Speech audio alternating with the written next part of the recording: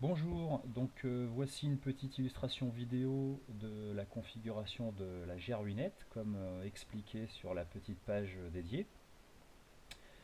Donc la GRUNet ici est branchée sur un adaptateur Netgear Wi-Fi pour Smart TV. Bon, l'intérêt de celui-ci en fait c'est qu'il peut être alimenté soit par secteur soit par USB.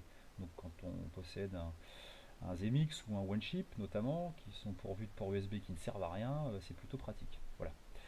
Donc, alors on va voir tout ça. Donc, on boot. Alors, il faut booter en MSX basique, hein. Si on est en DOS, on switch en basique. Donc, il faut enlever la carte SD pour ceux qui auraient un OneChip. Donc, on voit qu'au boot, on a quelques informations, celles qu'on a rentrées sur le NTP notamment. On tape notre commande callnetbrowse. Voilà. Et là, on va switcher ensuite soit sur la micro SD de la GRUNet, soit sur Internet.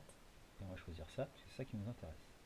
Donc on arrive sur une petite page HTML que j'ai faite, une petite page d'accueil. Donc là, il n'y a que trois liens. Le premier, c'est le site officiel de la GRUNet. Le deuxième lien, c'est un petit listing des ROM de test de Jenny Brijkov. Donc là, on voit qu'on peut surfer finalement comme un navigateur classique, mais avec les limitations du MSX sur des petites pages en ligne.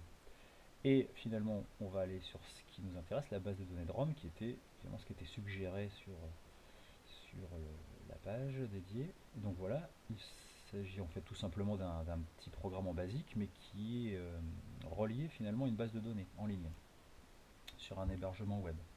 Donc on voit qu'on peut faire plusieurs recherches dans notre base de données. Donc si on tape une seule lettre, là le A par exemple, on a finalement toutes nos ROM qui commencent par A qui s'affichent. On voit qu'il y a plusieurs pages et qu'on peut surfer d'une page à l'autre, en allant à droite ou à gauche. Bon, si je tape C, voilà par exemple, là encore j'ai toutes les ROM qui commencent par C. Donc voilà, pour les retrouver c'est toujours plus simple. Autre possibilité, si vous tapez deux lettres, là en l'occurrence je vais taper ES, en fait vous classez les ROM par pays. Donc là pour Espagne. Donc là je vais avoir toutes les ROM espagnoles. FR, je vais avoir forcément toutes les ROM FR et ainsi de suite. On voit que d'ailleurs j'ai pas beaucoup de ROM en français encore, il faut que j'en rajoute. Donc la page est dynamique, là on voit qu'en haut elle affiche 397 ROM. Bon, à l'heure de la vidéo, mais j'en rajoute régulièrement, donc si vous testez, il y en aura peut-être plus.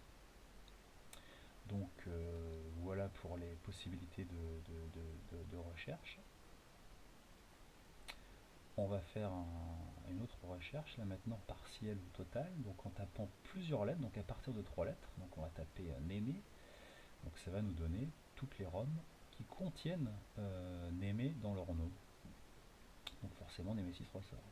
Si je tape Imanoc, au même titre que par exemple Konami ou je ne sais quoi, on va avoir l'éditeur du jeu vidéo.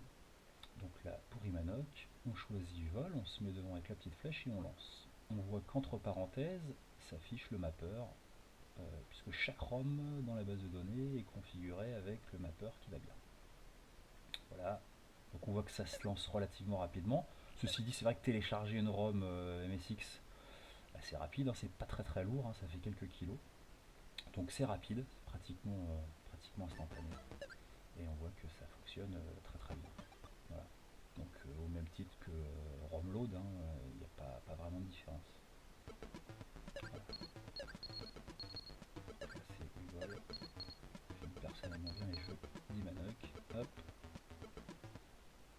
Voilà. L'autre intérêt, c'est que par rapport à ROMload, c'est qu'un reset ne garde pas le jeu en mémoire. Donc ça permet de revenir hop en basique, de relancer callnetbrowse et de repartir après dans le choix de sa ROM. Voilà, j'espère que cette vidéo vous a plu.